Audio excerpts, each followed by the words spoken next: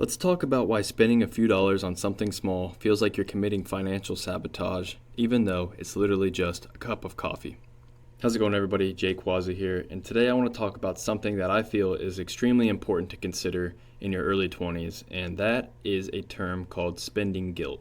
Spending guilt is that feeling of regret or anxiety you get after buying something, even if it's something small, because deep down you feel like you shouldn't have spent the money, and you immediately regret something. It's the voice in your head that says, I should have saved that money, I don't deserve this is why I'll never be financially secure. And the thing is, it's not usually about the actual item itself. It's usually about pressure. Pressure to feel ahead, pressure not to feel like you're falling behind or spending too much money. And a lot of pressure comes from social media and the place that we see other 20-year-olds in their lives just from the view of social media. So I want to break this down into a couple of different topics. And the first thing I want to talk about is the feeling of the guilt itself. So there's a reason why spending little amounts of money on small pleasures can feel really, really wrong. And I think the main reason is because a lot of us have I should be saving that money type of mentality. And don't get me wrong, that's a good mentality to have. Like, if you're in the mindset of like spending at all just makes you a little anxious or you get frustrated when you buy things because you wish you saved that money, that's not necessarily a bad mindset to have. And that's where a lot of the guilt itself comes from. There's the internal dialogue. Do you really, really need this item every single time you buy it? And for me, it's coffee or like an energy drink. I do feel like I need caffeine throughout the day, so those are like my guilty pleasures. And one thing I can beat myself up about is buying a coffee in the morning because, nowadays it's like $7 or $8 for a coffee, just basically anywhere you go. Like if you want an iced latte somewhere, it's about $7. And it's not necessarily that the $7 one time here or there is bad, but it's when you do it almost every single day where it starts to add up. And if you take a look at the amount of money you spend on, these small pleasures throughout the month, you start to realize that you're spending probably hundreds of dollars on things when it's all said and done. And the $7 or $8 here and there actually ends up financially, kind of hurting you throughout that time. And to wrap up that point, you just have to understand that buying some stuff here and there isn't necessarily the end of the world. That feeling of guilt is not necessarily the end of the world, and it does go away. But it's good to be cautious about your spending and create budgets in order to see where your money's going. Now I want to talk a little bit about where this feeling of guilt stems from. Like, why do we feel so horrible about ourselves when we spend little amounts of money when we know we could be saving it? Where does that feeling actually stem from? And I personally think it stems from two different ways. One thing is the pressure to have everything, feel like you need to have everything figured out financially by like your mid-20s. And the other thing I think is social media culture. People posting investments, houses, side hustles, things like that, and they're really, really young. People posting their really nice cars. A lot of like the FaZe guys, for example, are younger than me, and they have way nicer cars and houses than me.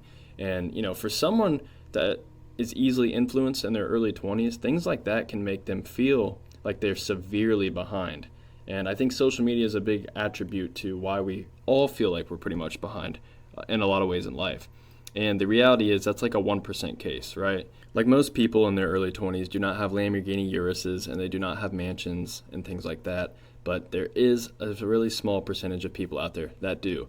And those are not the people that we should be comparing ourselves to. And in fact, we really shouldn't be comparing ourselves at all. It's important to understand that your finances and the money you make and the things that you spend on are usually very unique to you. Like no other person is going to have the exact same type of finances or spending habits that you do. But again, because how popular social media is, and like Twitter, for example, is one that's really, really just horrible because you just see clips of 20-year-olds flexing with Lamborghinis and crashing Lamborghinis like every single day that they just don't even care about. They're going to make that money back. But again, it's important to understand that your finances are unique to you and those people are not you. But here's the reality of the whole situation is you're not ever probably going to go broke because of a $6 or $7 iced coffee. Guilt usually comes from feeling like you're behind, not really the purchase itself. And in general, if a little coffee gets you through the day, it's really not going to be the end of the world. And there's always alternatives too. Like you don't have to necessarily go out and spend $6 or $7 on coffee every single day. You probably could find a way to make it from home. And that's going to help you save a little bit of money here and there. But again, it's not necessarily about the little purchase here or there that's the guilt, but it's the feeling of just being behind. In reality, it's just all about balance. Like occasional small treats are different from overspending. And as someone who just recently went through my finances to check out how much money I was spending on coffee, I can tell you firsthand, there was a difference between just an occasional treat and overspending on coffee, and I was definitely overspending. I'm also someone that likes to create a budget to see, how much money's coming in, how much money's going out. I do some freelance opportunities and gigs on the side, so when I can take those up, sometimes I'll make a little bit more money in a month, and sometimes I'll make a little bit less, so it's always good for me to have that stored into my budget. And my biggest tip for budgeting is to put somewhere within your budget like a fun spending category. Obviously, you have to put like your bills and the things that you need to live, but at the end of your budget, you should have a little bit money tucked away for fun spending. And maybe you'll realize when you do create a budget that you do have enough money for that coffee every single day or every couple of days, whatever it may be. But you want to make sure that everything else is completely covered and paid for before you just go out and start spending money, because that's where the guilt comes in, really.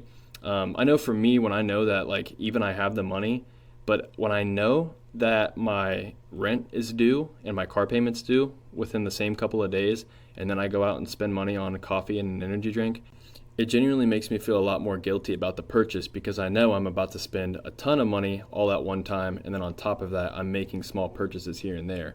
But since it's built into the budget, I know exactly how much I can spend on those fun items during the month, and I don't really have to get worried or necessarily scared about making those purchases. I don't have to feel as much guilt, and I can promise you, if you build it into your budget, you will not feel as much guilt either. So overall, the last thing I really want to talk about is just don't feel too guilty about any type of purchase you make, right? If you're not spending hundreds of dollars recklessly, then I think most purchases are typically okay. But I would advise you to potentially create a budget, put a little fun spending category in there, or if you're like me, throw a coffee category in there, and put a set amount of money that you can spend on that.